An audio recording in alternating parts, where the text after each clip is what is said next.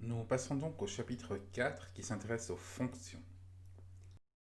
Alors, le but du chapitre, c'est l'étude des fonctions évidemment, et les fonctions vont nous permettre de structurer le code du programme en sous-programmes qui effectuent des tâches séparées. Euh, et c'est important de pouvoir le faire parce qu'en coupant notre programme en petits morceaux, on simplifie sa conception, on simplifie également sa lecture pour des gens qui veulent relire le code que vous avez écrit. Alors, pour pouvoir couper le programme en sous-programmes, il faut que ces différents sous-programmes puissent communiquer ensemble. Et pour ça, il faut que le code qui appelle une fonction puisse lui transférer des informations et que la fonction puisse retourner des informations en réponse. Et pour cela, eh bien, on va le faire via des paramètres. Et la manière dont on passe les paramètres est assez spéciale en C++. Il y a trois approches possibles. Le passage par valeur, où on va faire une copie des valeurs euh, qui sont passées. Le passage par référence, où on va passer non plus une valeur, mais bien une variable euh, telle qu'elle. Et donc, ce sera possible d'aller modifier la variable qui était passée. Donc, une fonction pourra modifier une variable du code qu'il a appelé. Et puis, une version intermédiaire qui s'appelle le passage par référence constante, qui se comporte essentiellement comme le passage par valeur, mais où on évite un certain nombre de copies dans les cas favorables. Et on verra, mais comme il y a trois modes de passage, il est important de pouvoir bien choisir quel mode de passage on utilise en fonction du problème. Ça nous amènera à comprendre la notion de référence, qui peut également être utilisée éventuellement euh, en dehors du passage de paramètres, même si c'est quand même honnêtement beaucoup moins fréquent. Euh, on verra que alors, le passage de paramètres par référence nous permet de sortir de l'information d'une fonction, mais l'approche la plus courante pour sortir de l'information d'une fonction, c'est de retourner une valeur, voire une référence, comme résultat de l'appel de fonction. On verra donc l'instruction de retour qui s'appelle return. Ensuite, on verra qu'il faut distinguer deux choses dans une fonction, sa déclaration et sa définition. Cette déclaration, c'est le fait de déclarer qu'une fonction a un certain nom et un certain paramètre. Et on a besoin de savoir ça pour pouvoir l'appeler. Par contre, on n'a pas nécessairement besoin de savoir comment fonctionne cette fonction, le comment fonctionne cette fonction, les instructions de cette fonction. C'est ce qu'on appelle sa définition. Et le C++ permet de séparer déclaration et définition. Et ça a l'avantage de pouvoir les mettre dans des fichiers différents.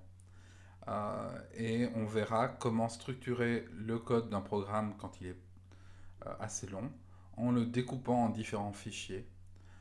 Des fichiers qu'on consacrera uniquement aux déclarations, qui seront les fichiers header, et des fichiers qu'on consacrera uniquement aux définitions, qui seront les fichiers CPP. Ensuite, on passera à ce qui est sans doute la partie la plus difficile du chapitre, qui est la surcharge de fonctions, qui consiste à donner le même nom à plusieurs fonctions et à les distinguer par la liste des paramètres qu'elles acceptent. Et on verra que c'est relativement difficile parce que si on offre le même nom de fonction avec plusieurs séries de paramètres, eh bien, il va falloir prédire si le compilateur est capable de choisir parmi la liste de toutes les fonctions qu'on propose, et s'il est capable de le faire, laquelle il va choisir. C'est un problème complexe. Et finalement, on s'intéressera aux variables qu'on met dans nos fonctions. Alors, une fois qu'on a des fonctions dans le programme, on peut distinguer des variables qui seront locales juste à une fonction donnée, ou bien qui seront définies globalement et qui seront accessibles depuis toutes les fonctions. Et on distinguera aussi entre les variables qu'on appelle automatiques, qui sont créées et détruites uniquement localement dans la fonction où elles sont, et les variables statiques, qui elles ont une durée de vie beaucoup plus longue. Alors en pratique, le plan de notre chapitre, ce sera d'abord une introduction sur laquelle on passera assez rapidement parce que ce sont des concepts que pour l'essentiel vous connaissez. Puis une première section qui s'intéresse aux paramètres, au passage des paramètres par valeur, par référence constante. Puis nous verrons l'instruction return qui permet de retourner une valeur. Nous intéresserons au prototype, donc à la déclaration des fonctions et à la compilation séparée, donc le fait de découper notre code en plusieurs fichiers. Puis nous verrons les variables locales, globales et statiques. Ensuite, la surcharge de fonctions. Brièvement, nous verrons le mot-clé assert qui permet de vérifier que les paramètres qu'on a reçus de notre fonction correspondent bien aux attentes qu'on en a. Et nous finirons par quelques éléments qui nous permettent de bien concevoir nos codes, essentiellement comment choisir la découpe de notre programme en différentes fonctions. Il faut que ça ait du sens, sinon on n'apporte pas plus de clarté en structurant notre code avec des fonctions.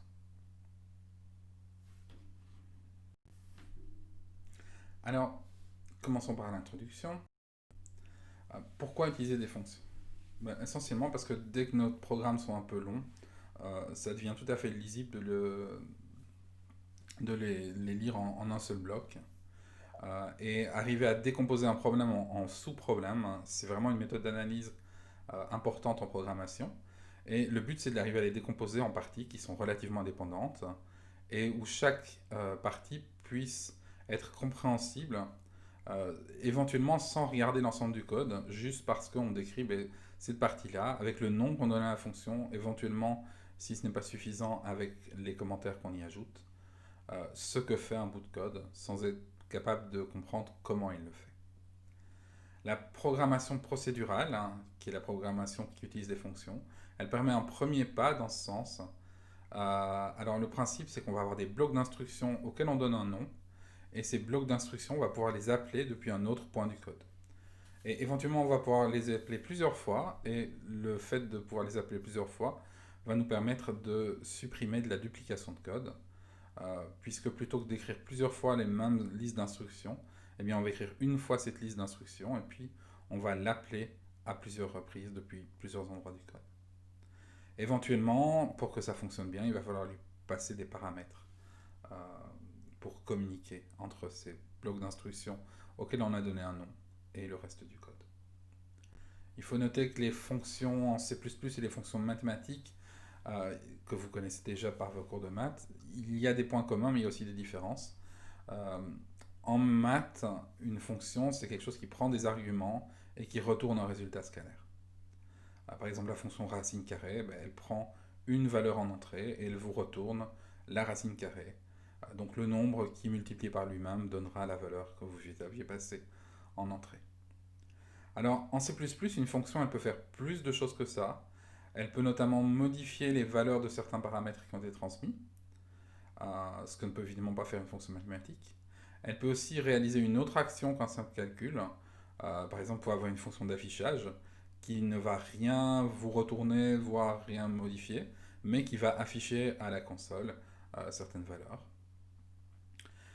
Elle va pouvoir fournir des résultats qui sont non scalaires, elle va pouvoir retourner des chaînes de caractères, des structures, des objets, etc.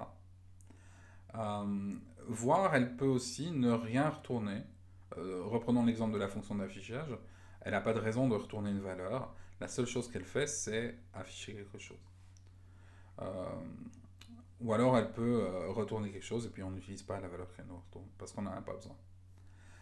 Il faut noter que dans certains langages, c'est le cas de Pascal ou Dada, on donne un nom différent aux fonctions qui retournent une valeur et aux fonctions qui ne retournent pas de valeur.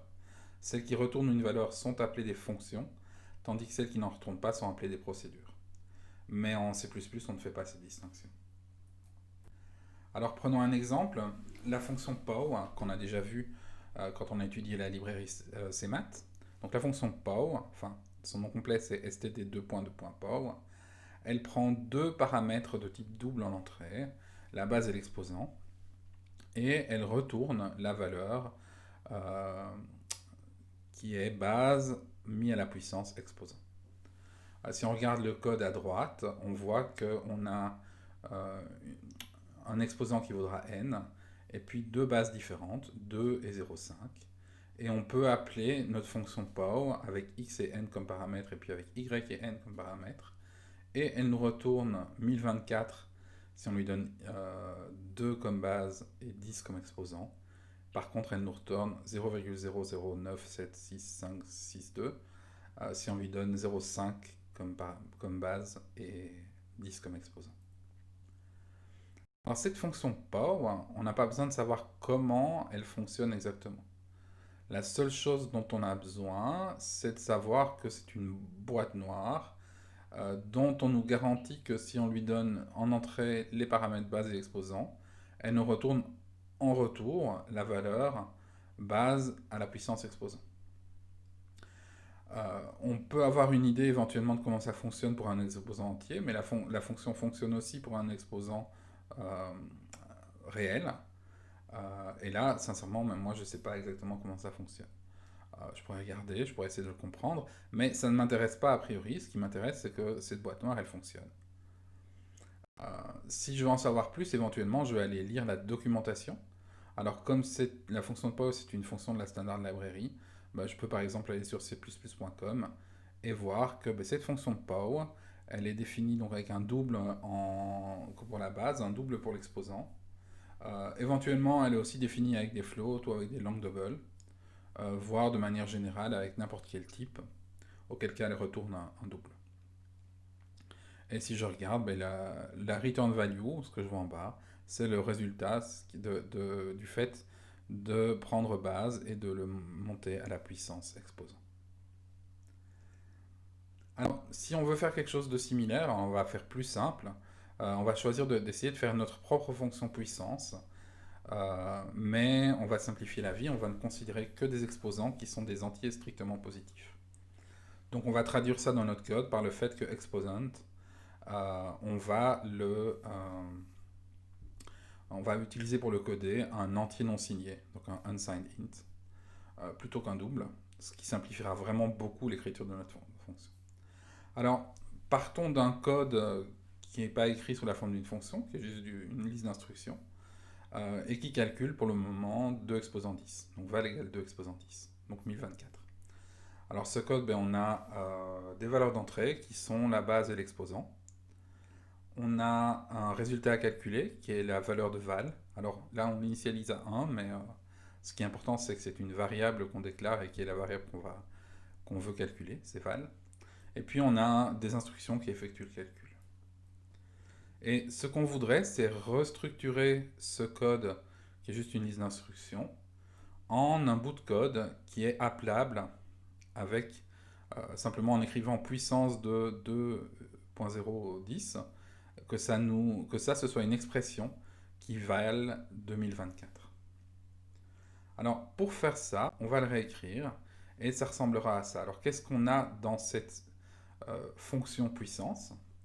D'abord, le plus important, on a un nom. Donc on doit donner un nom à notre fonction. De manière générale, en C++, on doit toujours donner un nom à tout ce qu'on veut utiliser, que ce soit des variables, des constantes, etc. Des classes plus tard.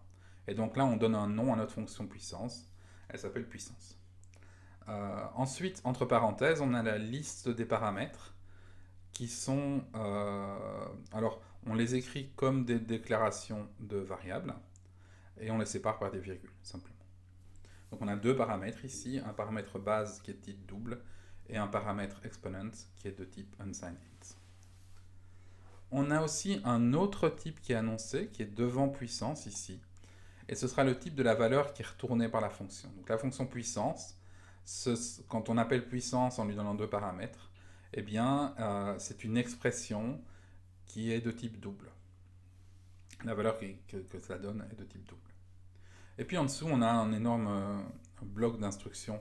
Donc un bloc d'instructions toujours entre accolades, et c'est ce qu'on appelle le corps de la fonction. Alors si on regarde en détail dans ce corps de la fonction, on a une déclaration de variable, et cette variable, on dira qu'elle est locale à la fonction. Donc en fait, comme elle est dans le bloc d'instructions de la fonction, eh bien elle ne sera accessible que depuis cette fonction. Ensuite, on a une liste d'instructions qui exécute ce qu'on veut faire dans la fonction, et on finit par cette instruction return qui va nous retourner la valeur résultat. Donc la valeur résultat, elle sera retournée, et éventuellement, si val n'était pas de type double, elle sera convertie en double.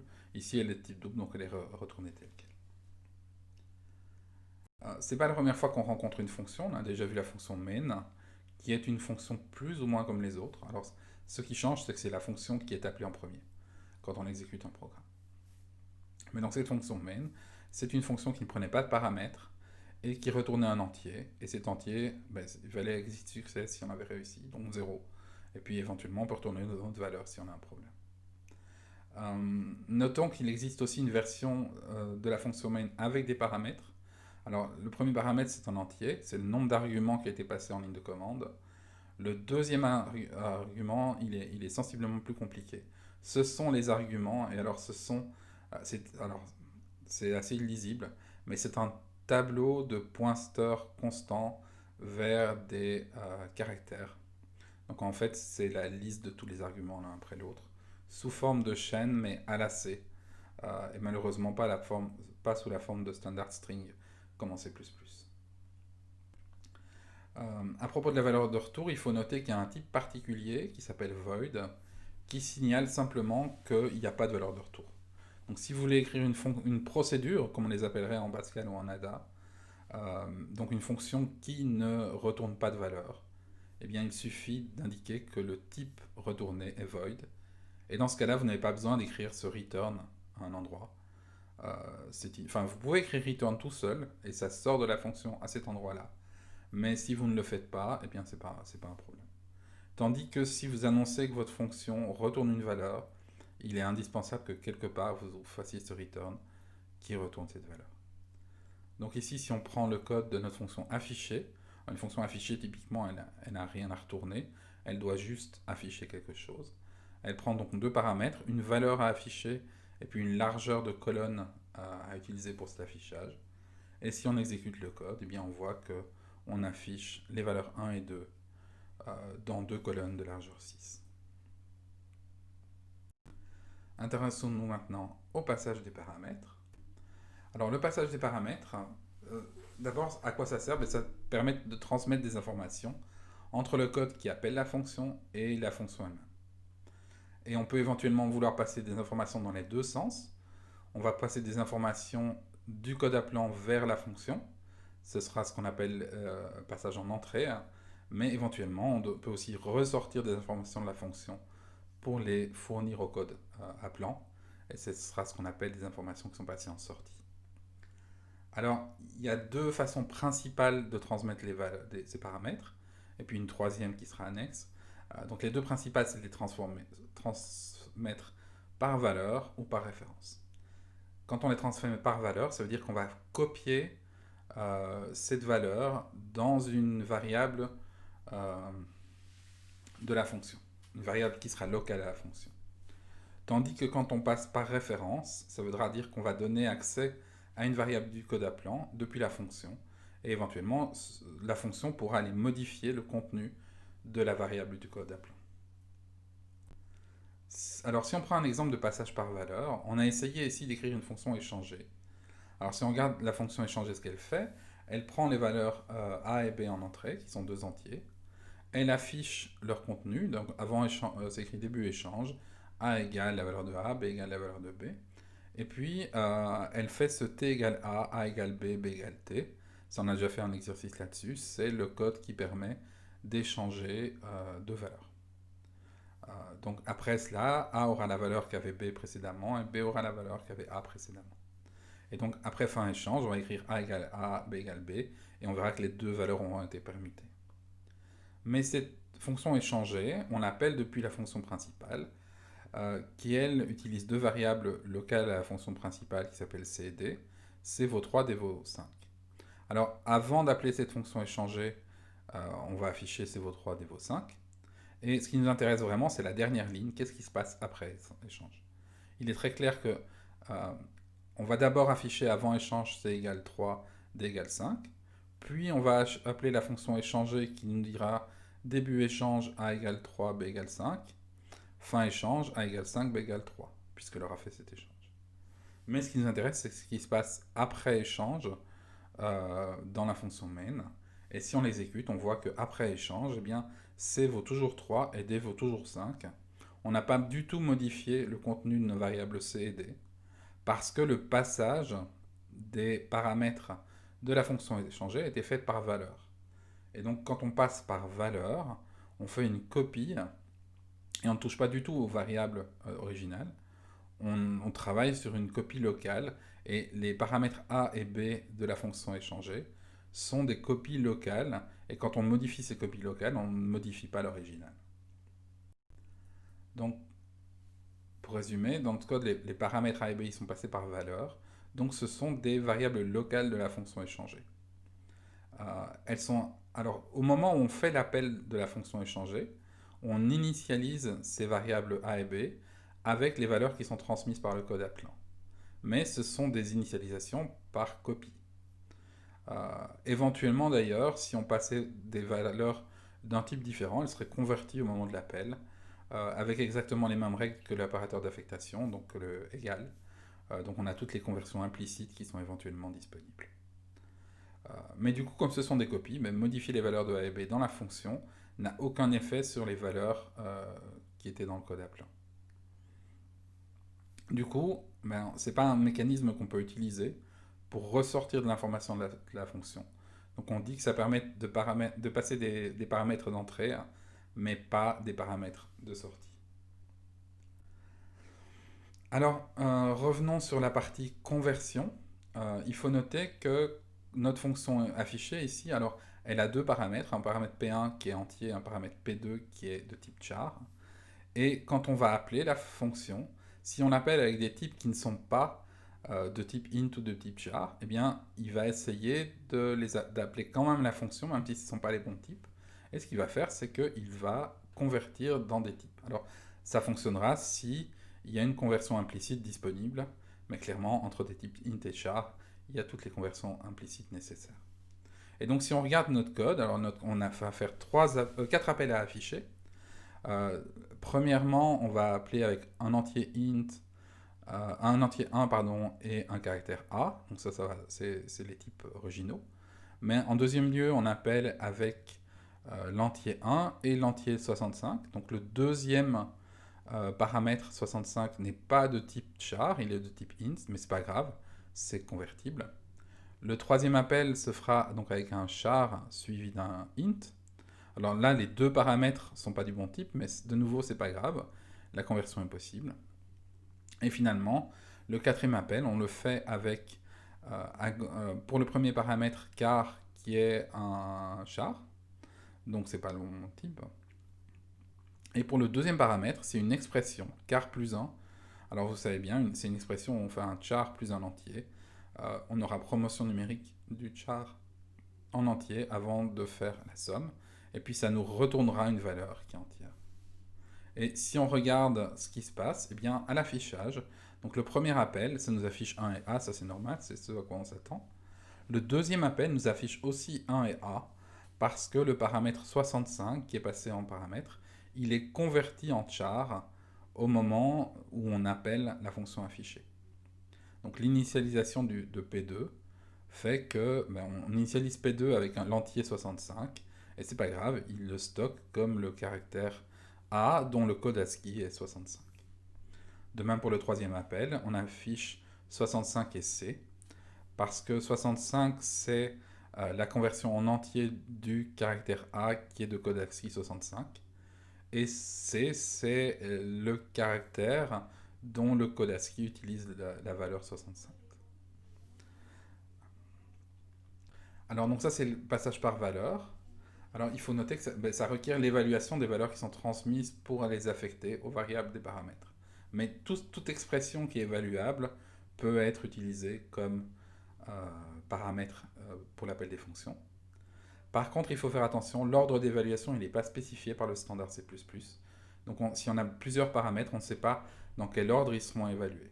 Donc il ne faut sûrement pas écrire du code comme on a ici en dessous, où l'appel à la fonction f se fait avec i++ et i++, parce que selon l'ordre dans lequel on fait l'évaluation, eh bien, on appellera ici f de 2.3 ou f de 3.2. Et ça va dépendre des compilateurs, donc c'est totalement imprévisible a priori. L'alternative au passage par valeur, c'est le passage par référence. Et dans le passage par référence, on va pouvoir modifier les variables du code qui appellent depuis la fonction. Parce qu'on va recevoir une référence à une des variables appelantes. Alors pour noter cela, la syntaxe consistera simplement à ajouter le caractère esperluette derrière le type du paramètre.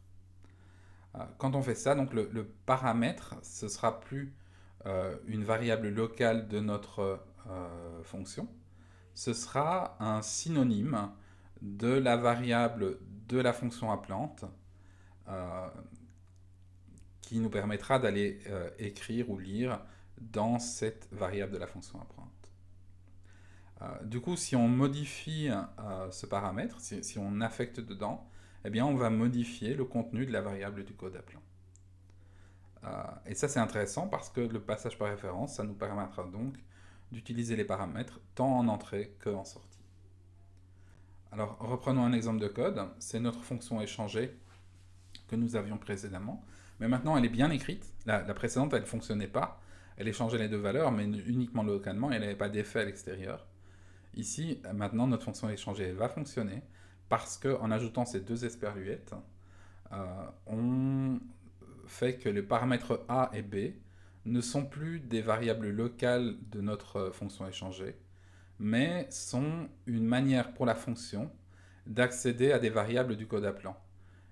Et donc, tout ce qu'on va faire sur A ou sur B dans la fonction échangée va en fait être fait sur les variables C et D du code appelant de notre fonction principale.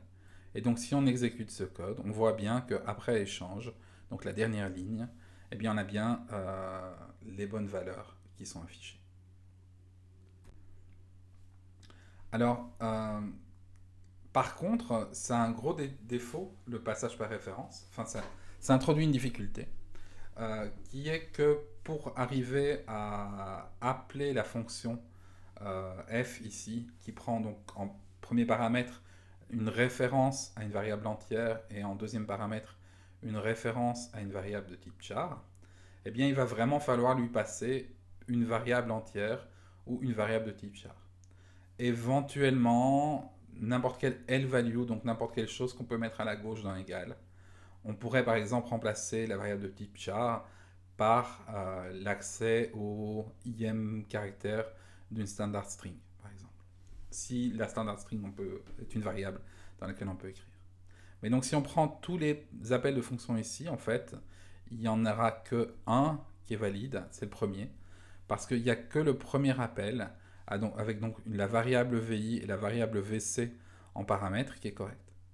Le deuxième appel, où on appelle avec VCVI plutôt que VIVC, n'est pas correct parce que le premier caractère c'est une variable mais pas du bon type.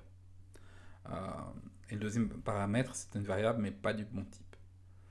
Le troisième appel avec CI-VC, ce n'est pas correct parce que CI c'est une constante et donc on ne peut pas appeler un code, une fonction f qui s'attend à recevoir une référence à une variable. Alors, c'est un peu frustrant ici parce que notre fonction f n'écrit pas dans P1, elle se contente de l'afficher. Mais c'est pas grave, ce qui compte c'est le contrat qu'on passe quand on définit la liste des paramètres.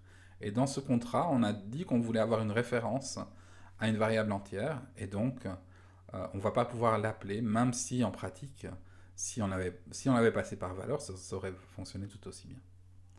De même pour le quatrième appel, on ne peut pas parce que le deuxième paramètre, CC, est une constante. Et de même pour les cinquième et sixième appels, parce que 67 et le caractère E sont des constantes. Alors il faut noter, mais c'est plus ou moins anecdotique, que ce concept de référence, il est disponible ailleurs que dans les fonctions. Enfin, on ne l'utilise pas que pour le passage de paramètres. On peut très bien écrire int référence b égale a, et à partir de ce moment-là, tout ce qu'on fera à la variable b, en fait, enfin à la référence b, en fait, c'est comme si on le faisait à la variable a. Donc si dans le code en dessous, j'écris b égale a, eh bien en fait, je modifie a, b égale 3, je modifie a. Donc avant d'écrire b égale 3, a et b valent 5, et après avoir écrit b égale 3, pardon, a et b valent 3 tous les deux. Et ils valent 3 tous les deux, parce que quand j'écris b égale 3, en fait j'ai écrit dans a, parce que b c'est juste un synonyme de a. Alors, ça a parfois une utilité, mais il faut reconnaître qu'on utilise assez peu la référence en dehors du passage de paramètres. La raison pour laquelle c'est assez peu utilisé, c'est que on ne peut pas changer la référence à laquelle se réfère B. Une fois qu'on a écrit int SPRLUET B égale A, eh bien B sera toujours une référence à A. On ne peut pas le faire référer à autre chose. Et donc c'est assez limitatif, c'est un synonyme unique. Parce qu'il faut bien voir que le signe égal dans la déclaration de B, donc dans le int référence B égale A, c'est une initialisation, et donc ça spécifie de quelle variable B est synonyme. Tandis que le signe B, qui est dans la ligne B égale 3, point virgule, eh bien ça c'est une affectation. On va modifier le contenu de la variable dont on est synonyme. Or, on peut affecter autant de fois qu'on veut, mais on ne peut initialiser qu'une seule fois. Et donc on ne peut qu'une seule fois spécifier quelle est la variable dont on est synonyme.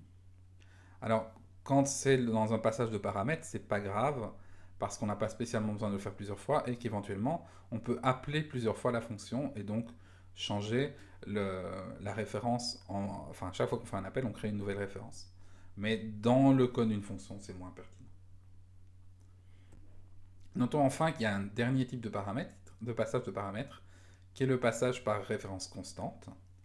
Alors, comme pour les variables, ce qui va se passer, c'est que si on peut très bien ajouter le mot const pour indiquer qu'un paramètre n'est pas modifié par le code de la fonction.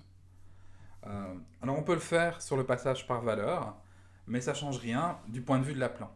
Ça fait qu'on ne pourra pas écrire dans le paramètre, mais du point de vue de l'appelant, de toute façon, ça n'intéresse pas. Un paramètre passé par valeur, c'est une variable locale à la fonction, c'est un détail d'implémentation de la fonction, et du point de vue du code appelant, les détails d'implémentation de la fonction n'ont aucune importance. Et donc en pratique, normalement, on ne déclare jamais des paramètres passés par valeur comme étant constants. Même si en pratique, on n'écrit pas dedans. Par contre, pour les paramètres passés par référence, c'est important. Ça a deux impacts majeurs. Alors, d'abord, on sait bien que la variable qui est passée par référence, elle ne sera pas modifiée. Mais surtout, ça va supprimer toutes les restrictions d'appel du passage par référence. Parce que si le passage... Alors évidemment, ça supprime les restrictions qui étaient liées au fait de passer une constante, parce qu'on peut avoir une référence constante à une constante, c'est pas un problème. Mais ça retire même les restrictions d'appel qui étaient liées au fait de ne pas avoir le bon type. Parce que si on n'a pas le bon type, eh bien, il y aura une conversion implicite qui sera faite si nécessaire. Donc si on regarde le code ici affiché, comment est-ce qu'il est appelable si on remplace nos références qu'on avait précédemment par des références constantes en mettant le mot-clé const ici, eh bien, tous les appels ici seront possibles. Qu'on appelle avec des variables ou avec des constantes, éventuellement même, et ce n'est pas le cas ici, si on avait des conversions qui étaient nécessaires. Et donc ici, tous les appels se feront bien. Alors, pourquoi est-ce qu'on fait du passage par référence constante?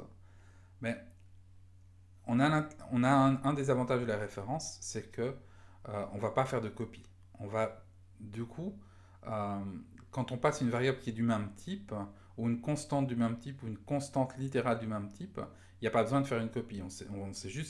On va juste lire à l'emplacement mémoire où est stockée la valeur qui nous est passée en paramètre, et on n'a pas besoin d'en faire une copie locale pour simplement lire. Par contre, si le paramètre qu'on nous passe effectivement, qu'on appelle d'ailleurs paramètre effectif, n'est pas du bon type, eh bien, on ne le verra pas, mais il y a implicitement une conversion qui est faite. Il y a une copie temporaire dans une variable cachée.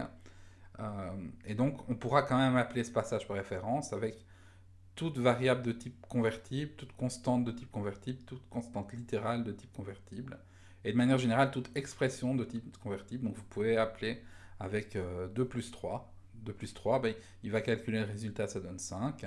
Et puis il stockera quelque part en mémoire cette valeur 5, et on pourra aller la lire depuis notre fonction, même si elle n'est affectée à aucune variable. Alors pourquoi faire ce passage par référence constante plutôt que par valeur? Ben, pour les types simples, ça n'a aucun intérêt. C'est pas moins cher d'aller lire dans la mémoire de la fonction appelante plutôt que dans la fonction courante. De toute façon, il faut indiquer où il faut aller lire, donc il faut passer l'adresse où il faut aller lire, et ça c'est aussi cher que de passer un type simple. Par contre, pour les types composés, donc pour les standard strings, pour les tableaux qu'on verra au chapitre suivant, voire pour les classes qu'on écrira nous-mêmes, eh bien là on économise une copie. Or, pour tous ces types-là, qui stockent de grosses données, il est possible que la copie soit assez chère. Et donc économiser une copie, hein, si on ne doit faire que lire ce qui se passe en entrée, ça peut être très utile. Et pourquoi passer par référence constante plutôt que par référence simple? Ben, essentiellement, c'est pour éviter tout ce qui est restriction d'appel du passage par référence.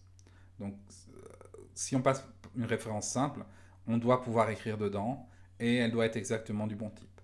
Toutes ces restrictions-là, elles disparaissent si on a un passage par référence constante. Alors en pratique, pour les types simples, on aura le choix entre le passage par valeur et le passage par référence simple. Si on ne doit pas écrire dedans, ce sera un passage par valeur. Si on doit écrire dedans, ce sera un passage par référence simple. Et pour les types composés, on choisira entre un passage par référence simple ou un passage par référence constante, selon qu'on doit écrire dedans ou pas. Un cas qui nous intéresse particulièrement parce que c'est un type qu'on a déjà vu, c'est le type string. Alors si on doit écrire une fonction affichée, on doit choisir entre string message, string référence message ou constring référence message. Et le meilleur choix sera normalement constring référence message parce que d'une part, a priori une fonction affichée ne doit pas modifier le message et donc il n'y a pas de raison de le passer par référence simple. Et d'autre part, ce sera beaucoup moins cher de l'appeler avec une constring référence plutôt qu'avec une string simple, parce que le passage d'une string par valeur demanderait de recopier toute la chaîne de caractères, ce qui a priori serait cher.